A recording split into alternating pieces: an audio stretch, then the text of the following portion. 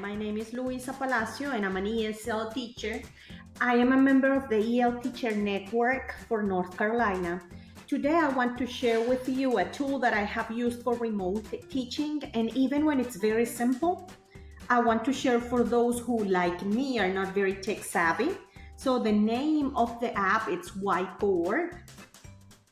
What I like about it is that I can still see my students if I'm using any of the platforms I use for live sessions like Skype or Zoom.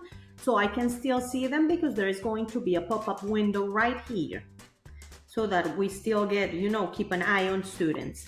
Now, I also like that I can use different colors in order to keep students' attention and to highlight important information.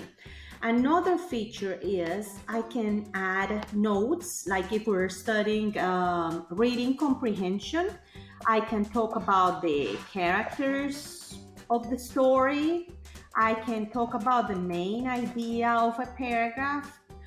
Now, what really helps my English learners is that I can bring in images if we are introducing new vocabulary. I can just insert an image and we can talk about it, okay? So it's really helpful. Now, what you need for this, in order to use this app, is you're going to need a touch screen device, and then you're going to need the app.